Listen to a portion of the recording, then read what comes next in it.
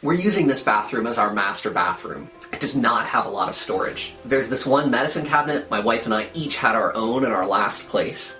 It's got this pedestal sink, so there's no vanity storage, and you can see we've got this little bit of shelving to help store our stuff. Problem is, this is sitting on top of the heating vent, so we couldn't put in a full vanity with cabinets because there'd be no place for the heat from that heating vent to go.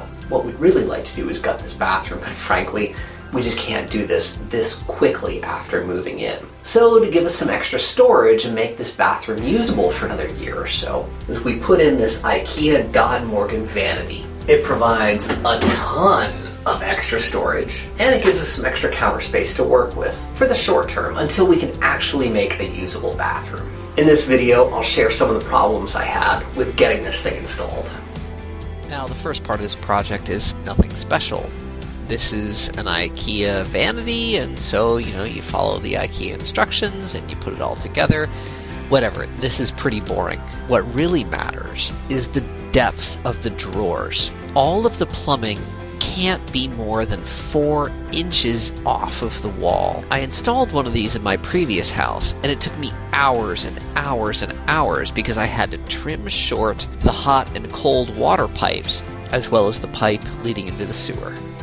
I've got to get this pedestal sink off the wall.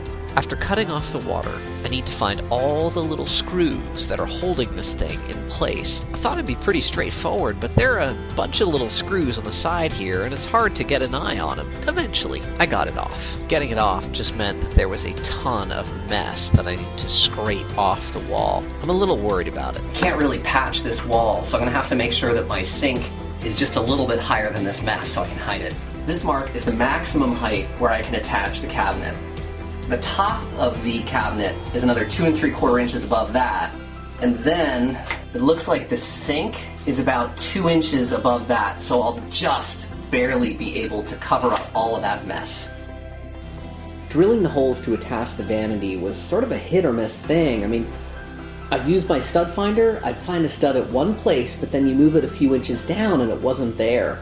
I have no idea what was going behind that wall. At some point, I'm gonna rip it open, and I'm really curious to see what's there.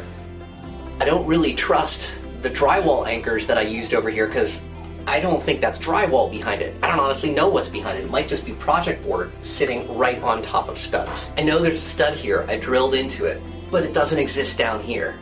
I'm not quite sure what's going on back here.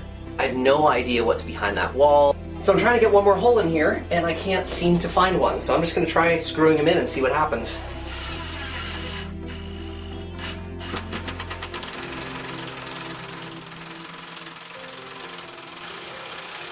Well, that felt pretty good. Maybe there is a stud back there. The first problem I encountered was with the drain pipe. 2 different size pipes. It's gonna be a trip to Home Depot, and I'm gonna be standing in the aisle for an hour trying to figure out the right part. But that wasn't the end of it.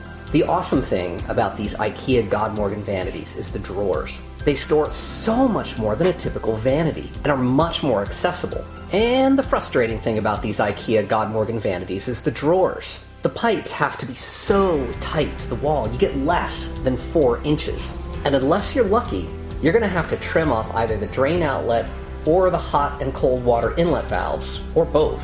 This was my second Godmorgon vanity. The first time, I was unlucky and had to trim off all the pipes. This time, I was half lucky. The hot and cold water cutoffs were tight to the wall, but the drain was the opposite. I needed to cut off a couple inches from the drain pipe so that the drawer could close fully. But a previous plumber had cemented an adapter to change the size of the pipe that stuck out too far. I didn't feel qualified to saw part of that adapter off because I wasn't sure if I could cement on a new fitting. I don't really know how to show this work. To be honest, it was a lot of sitting around with a few moments of sawing. In the end, I couldn't shorten the drain pipe enough. At some point, I'm gonna have to hire a plumber to come in and handle this, but we just bought this house and God, we feel totally broke. So instead, I'm just gonna have the drawer stick out about 1/4 of an inch, and that should do the trick. This is my new house in West Seattle. It's a century old, with half a century of deferred maintenance, and a couple of odd decisions by the last homeowner. Subscribe to my channel to catch all the different projects that I undertake to get this place updated.